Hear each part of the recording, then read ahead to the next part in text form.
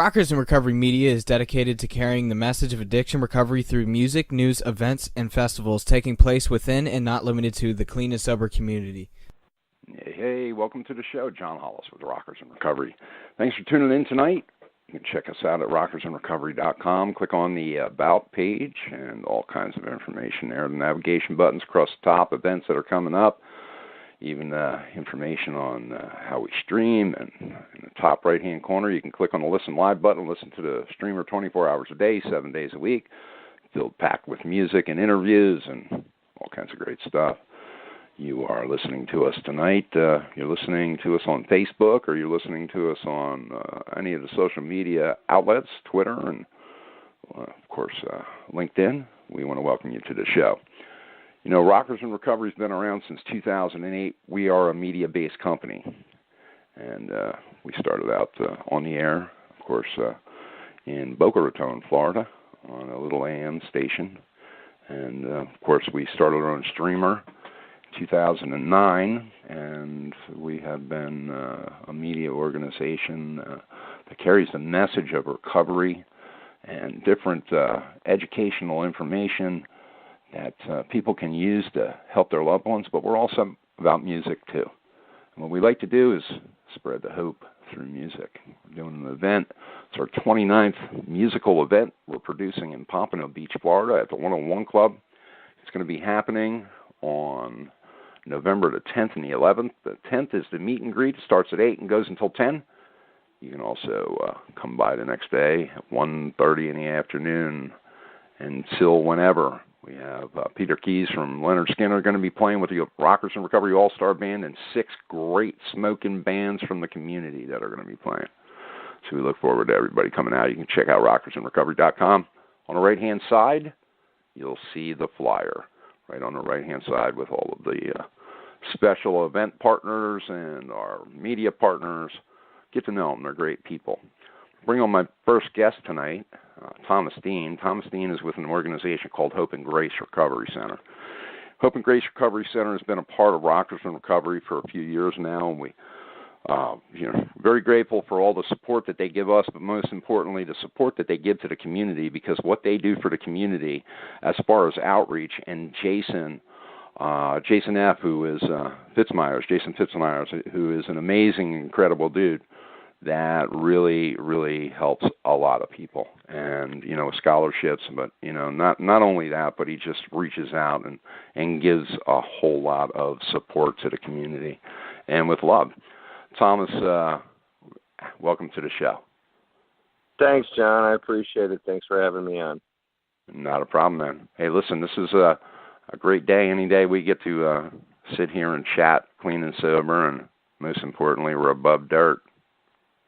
Yeah, it's Friday night. It's 10 o'clock. I'm tired. I was in Chicago for 23 hours yesterday, and I'm clean, sober, and very grateful. So that didn't used to be me. So no. Friday nights were not made for that, Tom. No, not at all. Not at all. This is not my MO for you. So I was born and raised in Chicago, and my story is, much like a lot of people. I married my high school sweetheart, and about the 40th time I came home and all my stuff was in the front lawn, and she told me to get out. She actually meant it. It was probably like the 40th time, and there was no more crying and getting back in the house. And I really had burned through every bridge I had, and I moved down to Florida, and that was in 1990. And, went through the same shenanigans here, and walked into my first AA room in 1990, the latter part of it down here in Miami. And, everything happened in between, and my journey into recovery did not include one white chip, as we say. It included, 15 treatment centers and in and out of sorted places and different lengths of sobriety. But then in 2009, I finally, the last time I was in detox, I knew that if I didn't stay connected to recovery, I was a dead man, and I was convinced of it. I shouldn't be here. And, I went back to school and had a goal in mind, and I wanted to work in the recovery field, and here I am. I'm very grateful. So, do you feel that it helps you to be able to work with others because you have the same issues that they have, or have? Yeah, without a doubt. I can't believe I get paid to do what I do. Now, if Fitzy, if you're listening to me, disregard that. But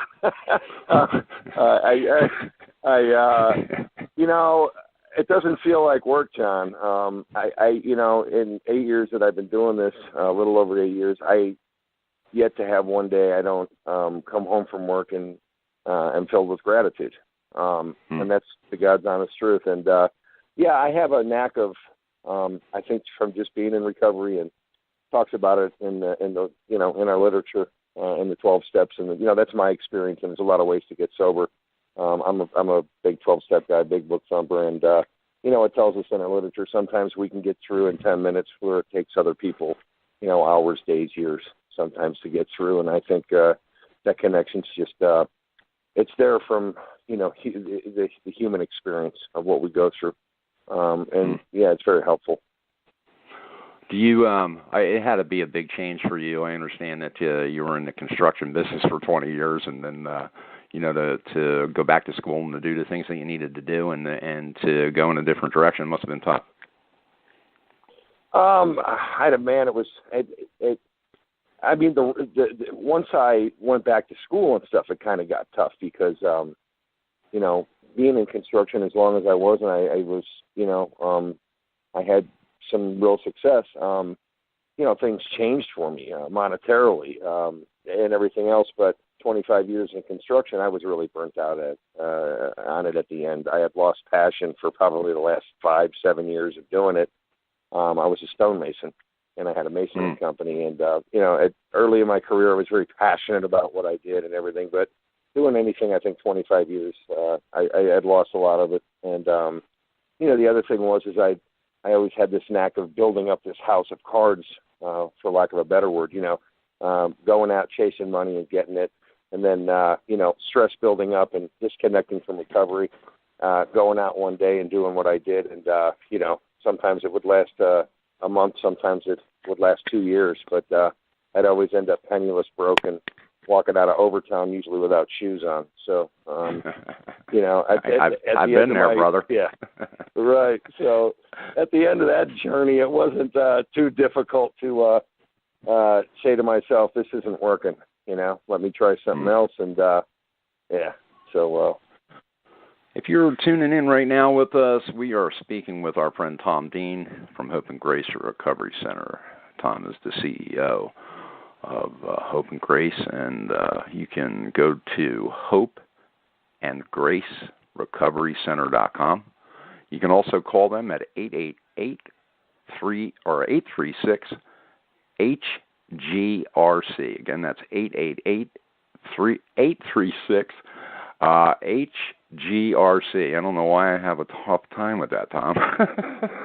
I do too, John. And as a matter of fact, I'm glad it came out of your mouth, because to get all that stuff out would have been difficult for me right now.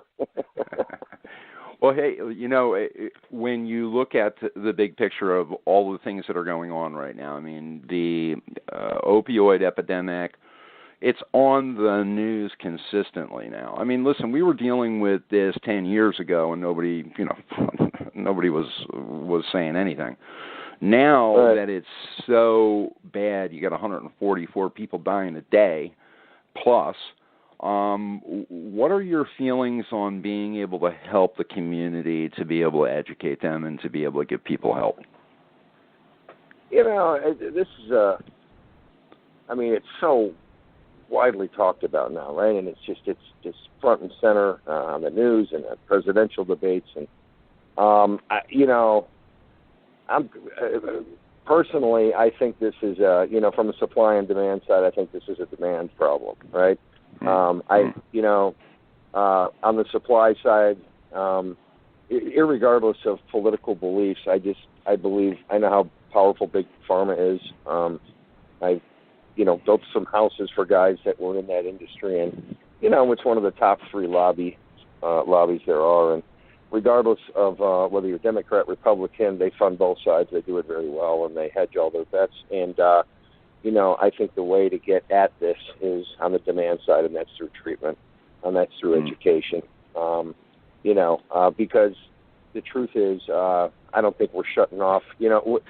I think we've gone past the days where it's, the pill problem. Now that it's into heroin, the people that have gotten addicted to heroin aren't usually going backwards, right? It's like flying a plane. Once you're at 40,000 feet, it's hard to go back and fly at 10, So I just don't think there's I think the supply side's going to be there for, as long as it needs to be. As long as there's been humans on the planet, one side's always figured out how to get something into another one's area, if you know what I mean. So it's just a demand side. It's about getting people into treatment. It's about education. The crazy thing is, John, you've been around a while, and so have I. It was, although you were able to overdose off alcohol and cocaine, it was kind of rare. It was an anomaly. It didn't happen that much. And, the sad thing today is you get people that are in the same kind of circumstance and maybe haven't had enough pain, and they just end up dead. It's a different time. So I guess the object is, and the difficult part is to try to, raise people's bottoms and get them into treatment and really, get them to understand that there's a whole other side to life, and to get at the underlying issues. But it's a different game, man. It's a different game than it was 25 years ago. You're tuning in again. We are hanging out and having a great night of recovery, treatment, and recovery talk. And we have Thomas Dean, CEO, Hope and Grace Recovery Center. And they're out of Fort Lauderdale. And, of course, Tom's all over the country doing his work. And it's you can reach them at 888-836-HGRC. And their website is hopeandgracerecoverycenter.com. One of the things that I want to elaborate on is the work that Jason has done locally. And he started out locally and really worked hard to help a lot of people and to get a center that is working correctly. And, in the days of the Wild Wild West, you really have to make sure you know who you're working with. And, one of the things that I like about Hope and Grace is that you guys are upfront, very moral, ethical, and love the work that you're doing. They are going to be, if you are in the Pompano Beach area, they're going to be with us at the Pompano Beach Group, the 101 Club in Pompano Beach on November 10th and 11th. Please come on out and hang out. If you have questions, if you have a loved one, if you have somebody that needs help, that's the time to come on out. They're there. They're answering questions, and they're getting people help. Tom, I appreciate you being on the show and being a part of Rockers in Recovery, and I look forward to seeing you at the event.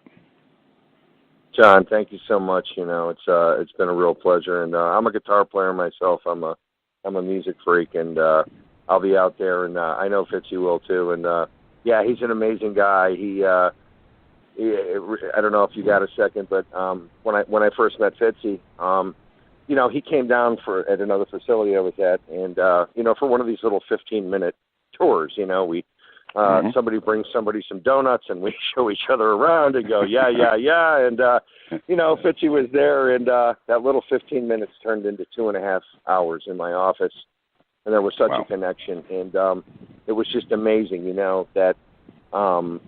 And then I came up and actually looked at his place and looked at what was going on, and we scholarship more than any place I've ever seen.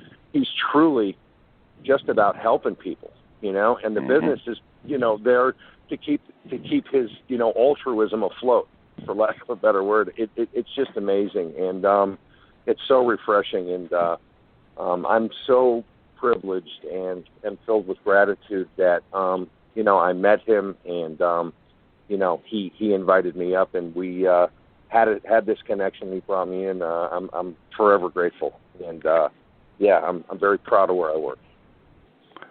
Good stuff, Tom. I appreciate you being on tonight, and we look forward to seeing you at the event. Please come on out, guys, and hang out with us. That's November, of course, 10th and 11th at the 101 Club in Pompano Beach. We are looking forward to having everybody out and having a good time and rocking and rolling and getting some education at the same time. Tom, again, thank you for being on the show. Love to Jason and all the rest of the folks over at Hope and Grace. Thanks a million, John. All right, brother. All right, man. How you doing tonight? John Hollis with Rockers in Recovery, and, of course, Rare Patient Voice. Let me tell you a little bit about this. Of course, we're going to be interviewing Wes Michael here, and he's the president and founder of Rare Patient Voice. This is an organization that provides patients and caregivers with disease and an opportunity to voice their opinions through surveys and interviews to improve medical products and services. And these guys are diligent about it, and they're going to be doing some work with us, not only at the festival coming up, but we're looking forward to 2018 and working together and getting some people to let the industry know what they need to change. And the only way you can do that is by interviewing patients. Before the show, I got on and I went to their website, which is RAREPatientVoice.com, and and you click on the sign up button, and it's very easy to do this, man. It's so easy. You put in your name, your email address, you answer a few simple questions, bam, you're done, and an email confirmation comes to you. And the amazing part is just to be able to sign up to see if you're qualify and all that. You're getting a $5 gift card just to do that. So it's kind of a cool thing, but most importantly, you're really doing it just to be able to help to improve medical products and services.